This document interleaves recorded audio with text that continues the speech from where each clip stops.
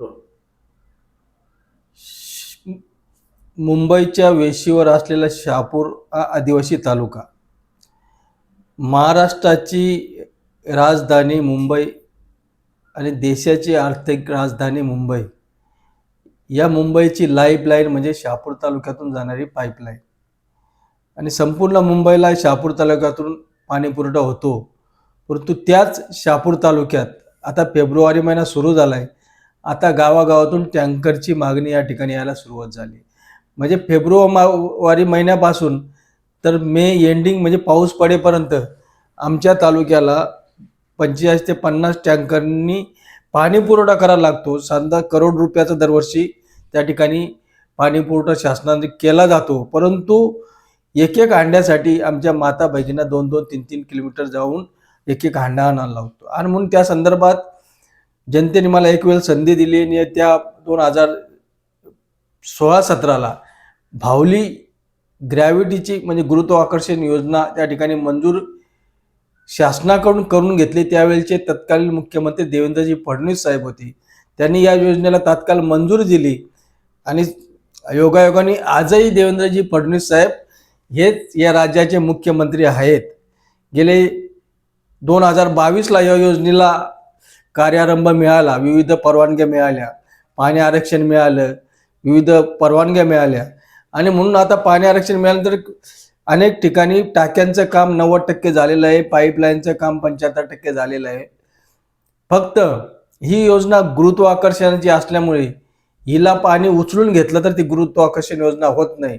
आणि म्हणून ही बावली योजना याच्यासाठी घेतली की जनतेचं म्हणणं आहे की भातचा असेल, तानचा असेल, वैतरणा असेल, या धरणाचं पाणी उचलून घ्या आणि आपल्या इतर या टंचाई गावांना द्या. परंतु ज्या यापूर्वी योजना प्रत्येक गावांच्या होत्या त्या लिफ्टच्याच योजना होत्या. त्यामुळे लिफ्टच्या योजना वर्षे, 2 वर्षे, 6 महिने, 3 वर्षात या योजना बंद पडतात. आणि म्हणून ह्या योजना या धरणावरून केल्या तर या कालांतराने या बंद होतील. आणि म्हणून कायमस्वरूपी या लोकांना, जनतेला पाणी मिळावं यासाठी शासनाने बावलीसारखी योजनेला त्या ठिकाणी मंजुरी दिली, तिला पाणी आरक्षण मिळालं. आणि आज हे काम सुरू होत असताना त्या ठिकाणी फक्त धरणाला टेपिंगचाच प्रश्न त्या ठिकाणी राहिलेला आहे. जलसंपदा विभागाने टेपिंगला थोडासा त्या ठिकाणी विरोध केलेला आहे. परंतु ह्या तालुक्याची जी जनता आहे ही पाण्यासाठी आसुसलेली आहे. आणि म्हणून जॅकवेल केला तर त्या ठिकाणी पाणी लिफ्ट करायला लागेल. आणि म्हणून आम्हाला टेपिंगनेच पाणी या ठिकाणी मिळावं या संदर्भात राज्याचे मुख्यमंत्री सन्माननीय देवेंद्रजी फडणवीस साहेब यांना या संदर्भातली मी सविस्तर माहिती दिली. त्यांनी तात्काळ तशा प्रकारच्या सूचना संबंधित विभागाला दिलेल्या आहेत. आणि तात्काळ या योजनेच्या संदर्भात ही योजना लवकरात लवकर पूर्ण होण्याच्या संदर्भात कोणताही अडथळा येऊ नये यासाठी त्यांच्या स्तरावर त्या ठिकाणी बैठक या ठिकाणी घेणार आहेत. मला खात्री आहे की नक्कीच ही योजना या ठिकाणी पूर्ण होईल. परंतु दुसरा MMRDAचा तुम्ही जो प्रश्न उचललेला आहे शहापूर तालुक्या संदर्भात, त्याविषयी सविस्तर काय सांगा? आपल्याला माहीतच आहे की मुंबई आणि मुंबईचा परिसर हा विकसित व्हावा एकमेव शासनाचं धोरण आणि राज्याचे मुख्यमंत्री देवेंद्रजी फडणवीस साहेब यांचं आहे. आणि म्हणून आपण बघितलं असेल की मुंबईचा विकासाबरोबर आता ठाण्याचा विकास झाला पाहिजे, नवी मुंबईचा झाला पाहिजे, वसई विरारचा झाला पाहिजे, कल्याण डोंबिवलीचा झाला पाहिजे, आमच्या भिवंडीचा झाला पाहिजे. आणि मग ठाणे जिल्ह्यातील आपले 1-2 तालुके राहिलेले आहेत किंवा पालघर जिल्ह्यात 1-2 तालुके राहिलेले आहेत ते सुद्धा MMR रिजनमध्ये व्हावे ही मागणी मी आमदार असताना 2018ला या ठिकाणी केली होती. आणि त्या अधिसूचनेमध्ये शहापूर तालुका MMR रिजनमध्ये समाविष्ट आहे अशा प्रकारचं मला अधिवेशनात त्या ठिकाणी उत्तर मिळालं होतं. परंतु नंतर बघितलं तर ते नाव वगळलेलं त्या ठिकाणी दिसलंय. आणि म्हणून आपण या ठिकाणी बघितलं असेल ते आता शहापूर तालुक्याचा जिंदाल वाशिंदपासून जिंदालपासून शहापूर तालुका सुरू होतो, परंतु कासन्या गावापर्यंत MMR रिजन घेतलेला आहे.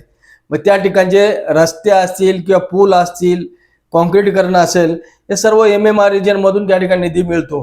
परंतु आपल्याला माहीत आहे की या शहापूर तालुक्यातून अख्खी मुंबईची ताण भागवली जाते. सर्व धरणं इथं आहेत, पाईपलाईन इथून जाते, अनेक नद्या इथून वाहत आहेत. समृद्धी महामार्ग आता नव्याने या ठिकाणी झालेला आहे. या ठिकाणी राष्ट्रीय महामार्ग क्रमांक 3 झालेला आहे. या तालुक्यातून हजारो नोकर वर्ग, प्रवासी, कसाऱ्यापासून तर वाशिंदपर्यंत सर्व हजारो लोक त्या ठिकाणी मुंबईची कनेक्टिव्हिटी आहे. आणि म्हणून या मुंबई आणि शहापूरचा एक जिव्हाळ्याचा संबंध नातं आहे. म्हणून MMR रिजनच्या माध्यमातून जो काय विकास निधी आहे तो विकास निधी शहापूर तालुक्याला देण्यात यावा, जेणेकरून आता समृद्धी महामार्गाची कनेक्टिव्हिटी इथं ज्या ठिकाणी दिलेली आहे त्यामुळे ही पण सुद्धा रहदारी वाढलेली आहे. म्हणून हे जे काही रस्ते असतील, इन्फ्रास्ट्रक्चर असतील ते MMR रिजनमधून व्हावे अशा प्रकारची मागणी राज्याचे मुख्यमंत्री आदरणीय देवेंद्र फडणवीस साहेब यांच्याकडे मी काल केलेलं आहे. नक्कीच त्यांनी त्या ठिकाणी सकारात्मक त्या ठिकाणी प्रतिसाद दिला की शहापूर तालुका हा MMR रिजन मध्ये घेण्याच्या संदर्भात नक्कीच ते संबंधिताची बैठक घेऊन तशा प्रकारची कारवाई या ठिकाणी केली जाईल. अजून एक प्रश्न, आता तुम्ही बोलताना सांगितले 2018ला तुम्ही MMRD रिजन मध्ये शहापूर तालुका समाविष्ट असल्याची माहिती होती. त्यानंतर पुन्हा त्याला वगळण्यात आलं. काय त्याचं कारण असू शकतं? आणि तत्कालीन जे कोणी लोकप्रतिनिधी त्यावेळेस होते जेव्हा वगळण्यात आलं, त्यांचं काही कार्य त्याच्यात नव्हतं? मी 2018ला आमदार होतो, 19 पर्यंत आमदार होतो. 18ला आपण MMR रिजन मध्ये हा तालुका घेतला असे आधी सूचना निघाली. परंतु त्यानंतर आता 2 टर्म मी आमदार नाही. हे काम म्हणजे एक सरपंच उतरला का दुसऱ्या सरपंचाने मागची फाईल बघायचीच ना असं नाही. तर गावाचा कारभार करण्यासाठी दुसऱ्या सरपंचाने ते काम केलंच पाहिजे. परंतु आताचे जे विद्यमान आमदार आहेत त्यांना कसलाही विकासाचं देणं घेणं नाही. त्यामुळे मग तो बस स्पोर्ट असेल, क्रीडा संकुल असेल, प्रशासकीय इमारत असेल, भावली पाणी योजना असेल किंवा आता तुमचा MMR रिजनच्या संदर्भातला हा प्रश्न असेल, हे सर्व धुळकात प्रलंबित आहेत. काही बंद झाले, काही कामं रद्द झालीत. कारण आपण त्या संदर्भात लोकप्रतिनिधी आवाजच उठवला सभागृहात नाही तर ह्या प्रकल्पाला चालना भेटणार नाही. आणि म्हणून आता हे MMR रिजनमध्ये घेतला तर कसाऱ्यापर्यंतचा हा पूर्ण विकास आहे तो या ठिकाणी होण्यास कुठलीही प्रकारची अडचण येणार नाही. आणि माझे आणि माजी केंद्रीय मंत्री कपिल पाटील साहेबांचे दोघांचे प्रयत्न आहेत की शहापूर तालुका MMR रिजनमध्ये घ्यावा.